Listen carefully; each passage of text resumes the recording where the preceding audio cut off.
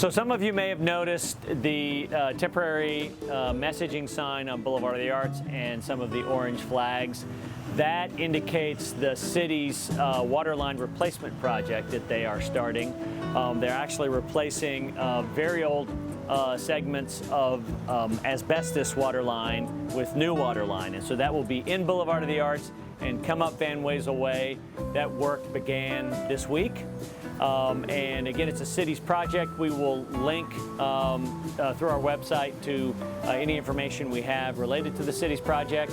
Our understanding is it's going to be complete at some point early next year. And the other thing that we wanted to point out is that it will potentially cause some redirecting of traffic and even potential closing of some of the normal access ways on Boulevard of the Arts, Van Wezel Way, and to the site. So we continue to make progress on the Mangrove Walk. Over my right shoulder, you may be able to see that the next segment of walkway, some of the walkway's been poured in concrete with the shell curbs. That will sit for about a month, and they'll add the rubber surfacing to it. As well, you can see that there is a second retention pond that is helping to pre-treat the storm water that has continuously been going untreated into the bay. And so a continuing part of the water quality improvements that we're doing as a part of the Mangrove Walk project.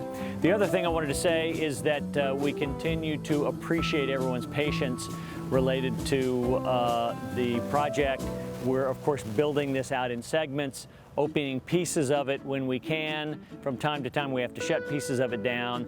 There are still other elements of the Mangrove Walk, like the bridge, that at some point we're going to need to shut down temporarily to renovate and make it beautiful and more functional. So again, we'll continue to communicate all of that through our website and through our weekly communications, and appreciate everybody's patience and support of us building a great park here at the Bay.